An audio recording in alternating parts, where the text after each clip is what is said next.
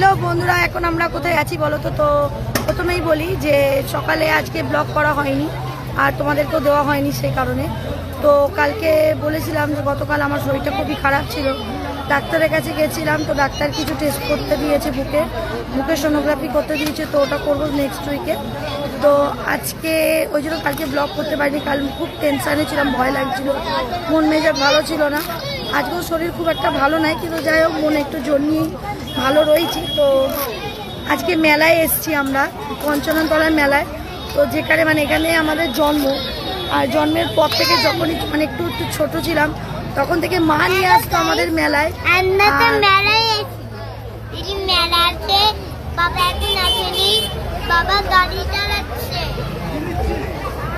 মাকে নিয়ে এসছি আমি ছোটবেলায় মা আমাদেরকে নিয়ে আসতো। তো এখন আমি মাকে নিয়েই এসছি, কারণ আমার তাতে খুশি হয়।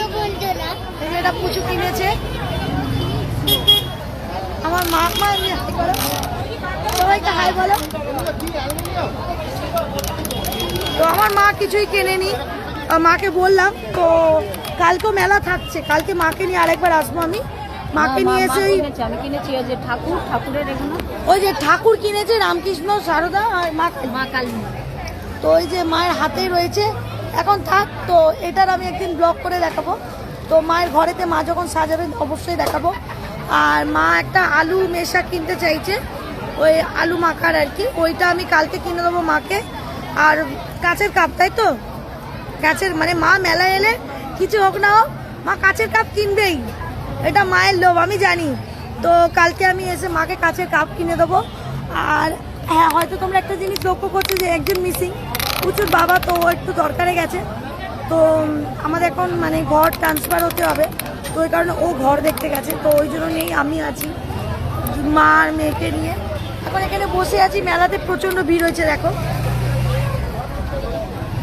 ওই মোড় থেকে লেগেছে পুরো এই যে এখানে, আমরা এখানে বসে আছি। আরও দূর, অনেক দূর অবধি মেলা রয়েছে। তো এই হচ্ছে এই মেলা বসেছে, আর আমার মা এখানে বসেছে, আর পারলো না হাঁটতে।